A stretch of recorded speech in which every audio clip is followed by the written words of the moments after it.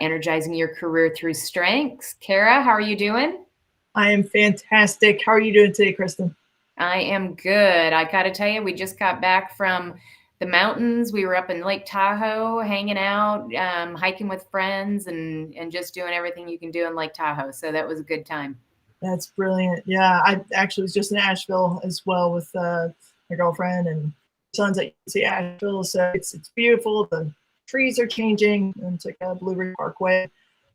Nice drive there. So yeah, it's definitely the time to get out and soak up the mountains if you're near, for sure. And taking advantage of this beautiful weather. Yeah, it definitely is in North Carolina. Same in Texas?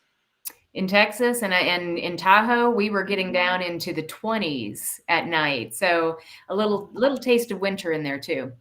Go break out the layers. Break out the layers. Yeah, for sure. Yeah. So today we're talking about restorative, and tell me what your definition of restorative is, just in real people words, since you're number 7. Sure. Number 7 for you, and for me it's 27. So I'm going to rely on Kara on this one. Right. Yes. Yeah. So for me, honestly, restorative, because I'm relationship building theme, the domain high, my restorative really comes into working with fellow human beings. So where there's a area for healing, that's where I really find energy. So, and the image I came up with is actually a mechanic. So. Yeah, which is good. And I'll give you the definition of restorative from the Gallup people, and it'll make the mechanic really, come to life for everybody. So people who are especially talented in the restorative theme are adept at dealing with problems. They are good at figuring out what is wrong and resolving it. And, when I'm working with clients, it always comes through that they're fixers. They like to find the problem because they really enjoy that piece of fixing it and getting it back to either whole or, making it right. Yeah, I definitely find myself heeding your advice of introduce your strengths before they introduce you with this theme, especially where if I'm just on a tangent, all of a sudden I'm taking whatever problem of somebody else's is in front of me and like, oh, well, you could do this, and they didn't ask for all of those ideas on how to heal and repair said situation. So yeah, you gotta tread lightly sometimes with this one. So. Yeah, like you said, it's letting them know that, hey, I'm in fix it mode right now. You good with that? Yeah. Exactly. Yes. Yeah. Permission to move ahead, and if not, that's okay. No worries. Yes, I know. Well, and there's a trigger there because I find myself with different strengths doing that as well, where all of a sudden I'll go, well, I'm sorry. I just did this. I got into fix it mode, and I do apologize sometimes after. So I'm not always great at introducing it before, but sometimes during. So.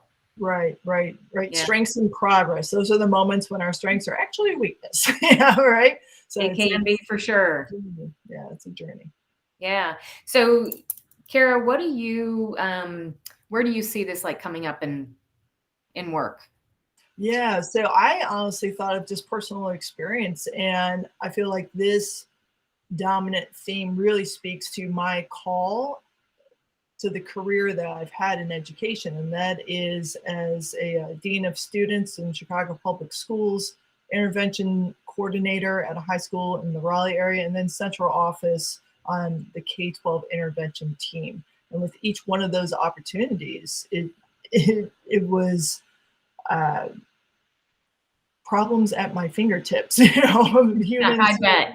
Right. Humans who needed healing, really called for healing, whether they saw it or not, to have those day in and day out opportunities. And that's really where it was also becoming a weakness, where there are so many opportunities, and that need for balancing with boundaries and self-care is really crucial, I find, especially with this theme, because depending on where your passion is and how you use your restorative theme, it could really become a runaway train if you're not self-aware.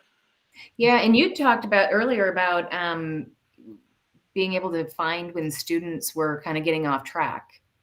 Yeah, we use specific data metrics. So attendance, grade, participation, even participation in extracurriculars, really looking at the whole students along with home caretakers, the whole picture. And so, especially as a dean of students and intervention coordinator, my door was always open to all students at the school, of course. And the data metrics made it so that myself and the intervention teams that I was a part of made for us an easier way to identify students who really need our services. And when we as human beings are in that position, we're not often inclined to go ask for help, right? That's when we're like, no, especially kids. Yeah, right. We're talking high school students, and that's a tall order. So those data metrics really helped us identify and serve the populations who really needed it the most.